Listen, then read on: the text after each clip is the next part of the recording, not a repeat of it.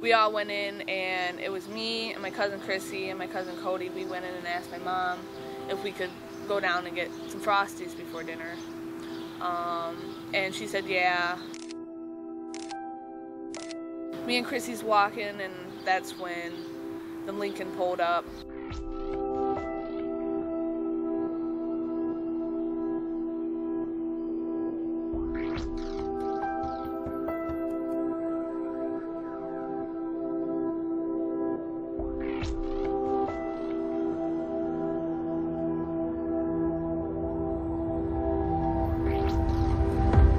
Here we are, you know, I'm 15 years old, my cousin is 14, and we're here at a truck stop, you know, being forced to work it, you know, being forced to go from truck to truck, asking, you know, if the guy would like to have sex with us, you know, and we're young girls, terrified out of our minds.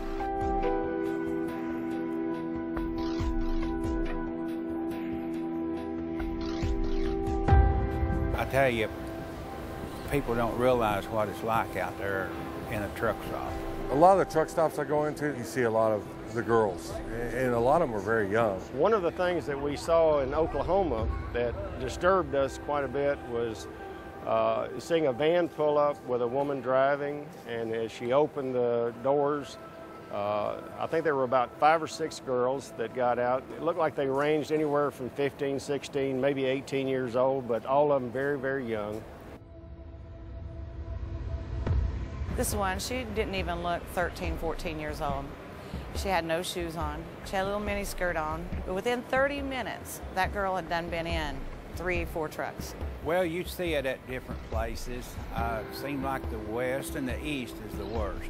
Of course, it does happen in the heartland too, and I realize that. Because I was actually in a little town in Arkansas, and I can't remember the name of the town, little truck stop there, out in the middle of nowhere.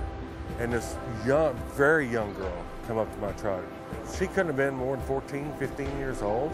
And I know good and well a 14-year-old, 15-year-old is not doing this on her own accord. I remember looking into the eyes of some of these young girls and seeing a hollow look, a sadness.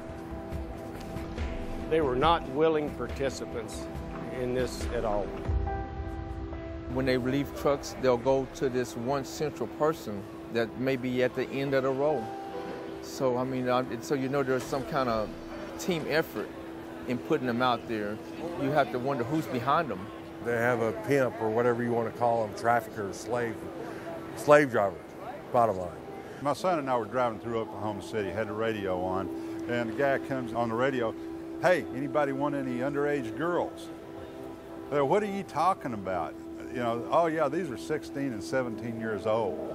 Who wants to use them? Got one black, one white. They're very inexperienced. Anybody want them? I said, hey, what are you doing? Okay, what kind of drugs are you using? What kind of drugs are you giving these girls? Okay, how are you making these girls do this thing? How can you look at yourself in the mirror? And the problem just doesn't extend to women. There's young boys being done the same way on the East Coast and the West Coast. And it's not just any one race. It has no barriers on who they take. I've been in Jessup, Maryland. There's a huge truck stop there. Girls have ended up dead, thrown up underneath trailers, beaten and raped. It's just a tragic thing for these young girls. That truck driver paid for sexual acts with me. It was just an awful experience. How many truck drivers, you know, was okay with it, you know, not thinking that, you know, this is somebody's daughter, you know, this is somebody's family member, you know, that it is missed, you know, you don't think of that, you know, that they don't want to be here. It makes me feel very uncomfortable because you know what, that could be my daughter. Well, I have 2 daughters. I have 8 grandchildren, 1 great-grandbaby. To realize that this is going on in America is disturbing. That's, for a lack of a better word, it just disturbs me. It hurt me. It hurt my wife to know that this is going on. It could be somebody in our family. It could have been. And we just thank God that it's not. that it wasn't in this particular case, but this needs to be stopped, and these young girls ought to have an opportunity to have a life.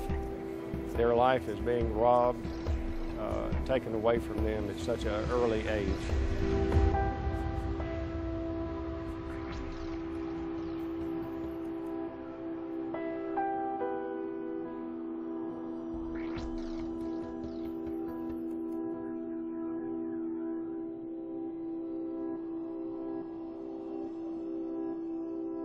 My name is Mark Brown. I've been in the transportation industry since 1971. I drove for 31 years.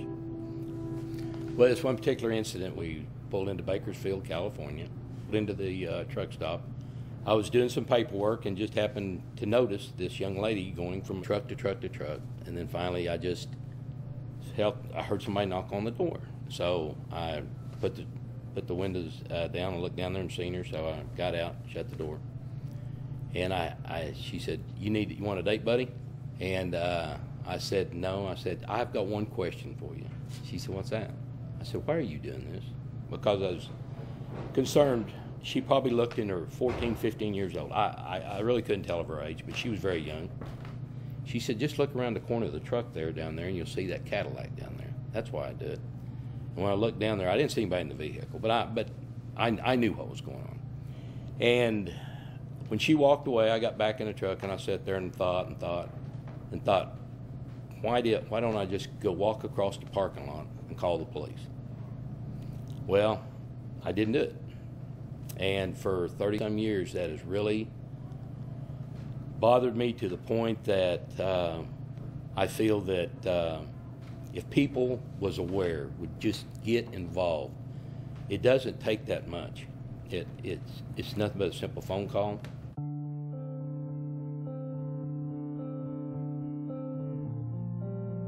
When most people think of the problem of child prostitution and sexual exploitation of children, they think of it as being a problem for foreign countries, for third world nations, and doesn't exist here in the U.S., and that's just not true. I think the first thing that people think about when they think about trafficking is they think about people being put in a van or put in an airplane and brought to another country and stuffed in a room.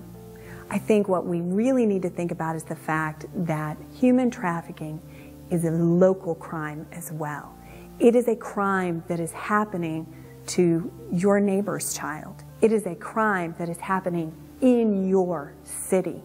It is a crime that could happen to your child. The youngest child that we've recovered has been 9. Average age is 13 to 14, possible 15 years old that they get involved with prostitution. The life expectancy of a child involved in prostitution is 7 to 9 years, that they'll either be dead or involved in drugs and on their way to dying. If you have adult prostitution going on in your area, you have child prostitution going on in your area. And it happens in a number of different venues and areas, from casinos to your traditional street prostitution to the internet now, as well as truck stops and other venues. Is half an hour worth of your own personal pleasure worth taking away the childhood and the life of a kid, of a person, and making them feel as they have no self-worth for 20 minutes of self-gratification to steal someone's life away? And that's what people have to understand about what this problem is. Traffickers literally can be anybody that has chosen to exploit a child by force, by fraud, by coercion, by in any way, and selling them. Nobody wakes up and says, gosh, I'd really like to sell myself on the streets today. That is something that is being directed by the victimizer, by the trafficker. And these kids find themselves in a situation they literally cannot get out of. This is old-fashioned greed. And where you can only sell a drug one time, you can sell a girl or a boy or a man or a woman over and over and over again. Your pimps that do exploit these children and get these children involved can come from any background. Your pimps are your individuals that will look for vulnerable kids. What the pimp culture and psychology tries to do is they try and take the place of the father figure or the family figure. They refer to their victims as being their family or their folks. And that's what they call one another when they're with their victims. Now, when a pimp talks to another pimp, he refers to them as their stable. And that's how they really are looked at. They're looked at as livestock.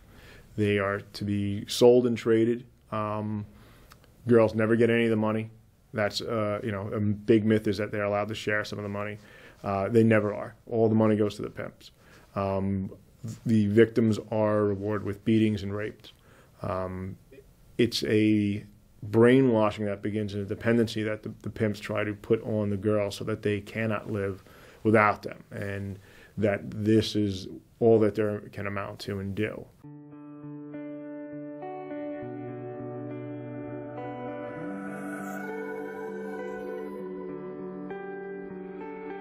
We ended up going to his house, and that's when it pretty much hit us like a ton of bricks, because he wasn't nonchalant about it or anything. He just shut the door, locked it, and said that we're not leaving. And he sent Chrissy upstairs with one of the girls and me downstairs from the basement. I was freaking out because I didn't know what was happening to Chrissy. They separated us right then and there, and pretty much what the girl that I went downstairs told me, is that I was going to do what Derek told me to do, which they call daddy. We would have to have sex with men for money, and we have no say about it. And I started freaking out. I was crying, and I kept saying, let me talk to Chrissy. Where is she? I don't know. It was like, it felt like a dream, like a big blur, like this isn't real, like I just kept telling myself that I was going to wake up, just pinch myself and I'll be okay. Then I got to see her. She was totally in tears. She was freaking out. I guess they had said the same thing to her. And that night when we went to go to sleep, all I did was just hug her, and said it's going to be okay. I tried to act real strong. I didn't really cry too much during the whole experience because, she was younger than me and she was my best friend, and I didn't want nothing to happen to her, and they already said from the beginning that if I did anything stupid, then she would be the one that would pay for it. When the girls don't want to work, they're beaten. In extreme cases, we've seen them drugged, addicted to heroin and things of that nature. From the beginning, I wanted to get out, but there's bars on the windows, the alarms on every window, every door, everything. They never really left our sides at all.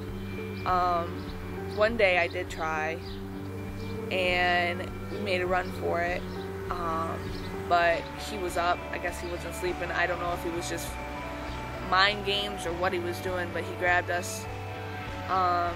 He threw me into the dining room table. It was glass, and busted me up pretty good.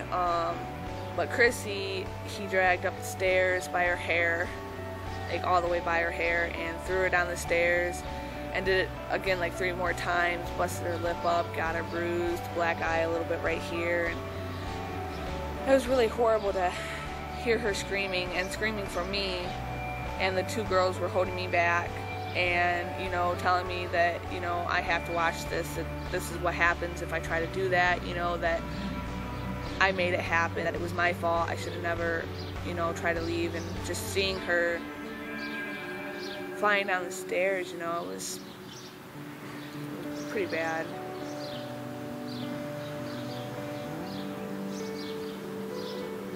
They had us practice stripping in the garage. They had a stripper pole and mirrors, and Chrissy didn't want to do it, They had her in these pumps and this outfit, that didn't cover anything, and she didn't want to do it. And they made her do it, and they kept saying, you're going to do it, and they slammed her up against the mirror and slammed her face into it and stuff, and they said, fine, you don't want to do it, and they would come over and they would just slap me, and until Chrissy agreed to do it. That's what they did. They just played us off each other, and it worked. I'm hard pressed when I hear people say that, well, some do it willingly and want to do it willingly. I don't think anyone would really want to be beaten and raped on a daily basis and beaten in the most extreme ways. Violence goes hand in hand with these type of cases, and it's used to break down the girls. It's used to discipline the girls. It's used to gain complete control over them. So I don't think there's any real willingness of your victims, especially your child victims. You know, at the truck stop, we were not together. She was God knows where, you know, and I was over here. I didn't, you know, one phone call saying, hey, she's acting up, or hey, she's trying to run, or she's trying to signal a truck driver that, you know, that something's wrong, she's not acting right, and something could have happened to Chrissy, you know, or vice versa. From the very beginning, they drilled into my head, they drilled into her head that, you know, if we try to act up, something really bad was going to happen. I mean, you couldn't see it on the outside looking at me, you know, you couldn't see that something was wrong, you know, but deep down in my eyes, you know, there's something wrong. You know, I was crying out for help, but I couldn't do it because, you know, I didn't want to end up dead. I didn't want her dead and it be my fault. You know, I mean, it's like they had us completely wrapped, completely controlled, you know, to where we were brainwashed, to where we were like, okay, we have to do this or else, you know, something bad could happen. I mean, who knows if they knew us well enough, they could have known where my family lived, you know, and killed them, you know, anything. Anything was going through my mind that, you know what, I have to do this or else something bad's going to happen to me, to my family, to my friends, anything, you know, and it's not something that you really see out on the surface, but it's happening, you know, inside my mind it was happening, you know, I was scared, unbelievably scared. Threatening one's family, a lot of times what they'll do is use that to threaten against the girls that, you know, I'll kill your family if you don't do this, I'll kill your mom, I'll kill your little brother, I'll kill your kid. Sounds unrealistic, sounds crazy, like something plot from a movie, but it is happening. I've seen it happen in more than one of my cases, and we get reporting back from the field that happens. It's a common occurrence that will happen, threatening other families.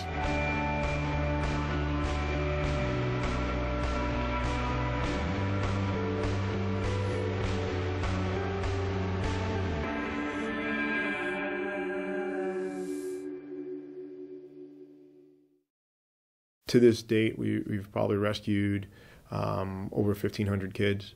The important number is really how many kids you've recovered. I mean, that's our first priority when it comes to these cases. Yes, we want to arrest the bad guys. Yes, we want to put pimps away so we can stop them, and that's what you truly understand. But on the same note, if you know you have a 14-year-old, a 15-year-old who's in danger of being recruited and picked up by a pimp, we're going to rescue her first. That's where our priority is. It's getting the kids off of the street. And we'll get him another way. We'll get him another day. Pimps are very transient. They move around a lot. So do your girls. Your victims are being moved constantly, whether it's through planes or cars that they'll just drive, or bus tickets, or through trucks. There's any way that they can get to their money, that's how they're going to get there. I think a lot of times people think about traffickers as one bad person who grabs a kid and somehow sells them on the street. But what we found in law enforcement is trafficking is often a team effort. It's the person transporting the child from place to place so that they can never be in a place long enough to get help. It is the person who actually lures the child in. It's the enforcer, the person who is beating the child. Could those all be the same person? Absolutely. But more often than not, it is a loose coalition of people who are working to keep that child enslaved. So that trucker who's asked to transport that kid from one place to another, that guy's part of the team. That guy's part of the criminal enterprise involved in human trafficking and child rape. That person's part of the slavery. You are no different than the captain and crew of the slave ships that brought the slaves from Africa to the plantations to live their lives in chains. The trucking industry is in a unique position because they actually will be in locations that pimps will bring in their victims to be prostituted out. Those being truck rest stops and service stations and things of that nature. What we have primarily done is created thousands and thousands of wallet cards with the national hotline number on them, and they also include, these wallet cards includes indicators to look for that you might be interacting with a potential trafficking victim. And so what we're asking the trucking industry to do is become aware of this issue and then take action on it. And primarily we want truck drivers to become aware of this, because truck drivers are the eyes and the ears of the nation's highway. And so if these folks can see what's going on at the truck stops and at the rest areas and make those phone calls and give specific details when they call, we really feel they will put a dent in our country's sex trafficking issue. So where your truckers can help out at their rest stops, you know, they know who's coming in. You see a car pull in or a navigator pulling in. Why is a navigator pulling in with 10 girls in it and one guy behind the wheel? And all of a sudden you've got a bunch of young girls walking out in revealing or lingerie clothing and knocking on cabs or talking over CBs saying, hey, you know, is anybody looking for a date? We want truckers, when they call the national hotline, 1-888-3737-888, to be as specific as possible and give actionable information. And what we mean by that is that when they call in with those tips, tell us more details about what was suspicious, so that when we turn over these tips to law enforcement, they're able to open an investigation regarding them. As an investigator, it's always details, details, details is what helps us. If you can, simple things that you can note: what's the vehicle, the color of the vehicle, the make of the vehicle, description of any of the occupants, the girls, how many, race, possible age that you think it may not be. If you can get a license plate, what state, what the plate is, that's fantastic. If you can get a description of who's driving it, who's in control of it. If you can take pictures say 1,000 words. And if you have a camera or an iPhone, whatever it might be, that's a fantastic piece of evidence and piece of information that we can use. You know, it's getting involved that much. We're not saying go out there and grab the girls and try and drive away with them. No, don't try and rescue them on your own, but even the smallest little details that you guys have that can provide us with would help, and have helped to recover girls and save kids. And that's really what it's about. And every one of these kids that are recovered and saved, what you have to remember is you're preventing hundreds of rapes going on. Every one of these guys that we arrest, that's preventing hundreds, if not thousands, of kids of being raped and abducted. The average age for a young girl to enter the sex for sale industry in the United States is 12 years old. And these girls need help. And sometimes even it's our young boys. These are America's children. And so what we are asking the trucking industry, the people who can help and make a difference, because they're out there. Pimps have identified truck stops as a great place to sell these girls. Truckers come and go. It is so easy for them not to think about it or worry about it. But what we are asking truckers to do instead is take a look at these young girls. Try and enter in, recognize that this is somebody's daughter, this is somebody's family member, and that you can make a difference here if you pick up that phone and call the national hotline. And so many people turn a blind eye to these girls. In fact, 1/3 of them are usually runaways. They're coming from abused homes. These girls' lives from start to finish have been horrific. And so they need an everyday hero. They need someone to pick up that phone and make the call on their behalf, and hopefully it leads to their rescue.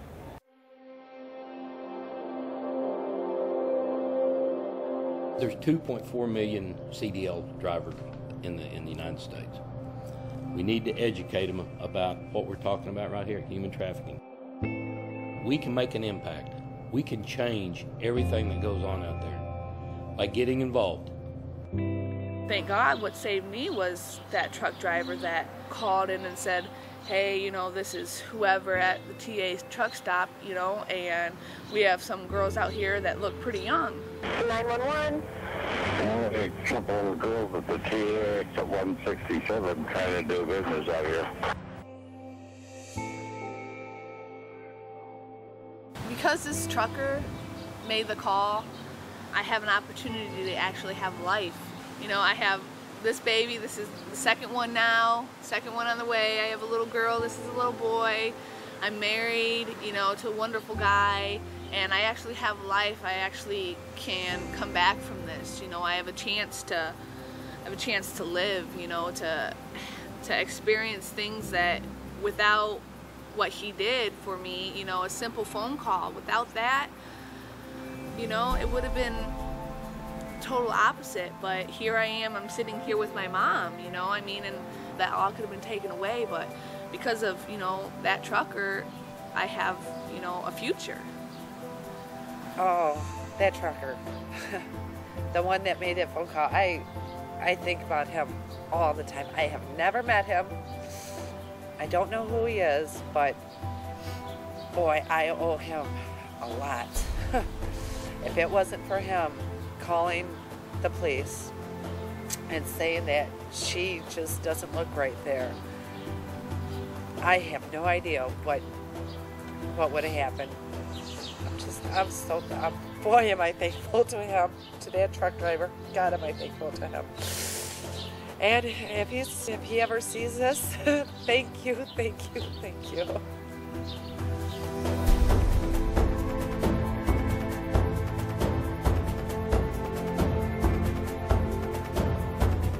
Here's what we need you to do.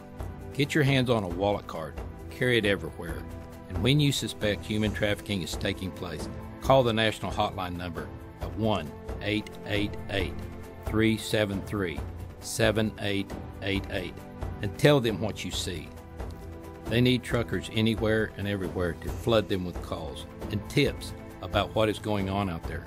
Truckers are the eyes and the ears of our nation's highway, and you all see what most cannot or do not. So make the call and save lives. Raise awareness about domestic sex trafficking with everyone you know. Talk about what you've just seen on this video. Tell the stories of these young girls and help educate other members of the trucking industry so they can become truckers against trafficking. Ask your safety director to show this DVD to your entire company. Make human trafficking a regular part of safety training. Hang up TAT posters in your break rooms. Tell all Travel Plaza Center's employees about human trafficking and signs that they can be looking for. Get extra wallet cards or copies of this DVD. Pass them out to other members of the trucking industry. Tell others our website, truckersagainsttrafficking.com. And if you have a website yourself, link TAT to it.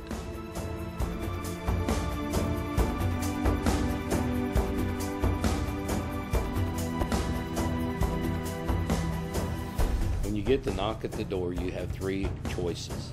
Choice one is to totally ignore them.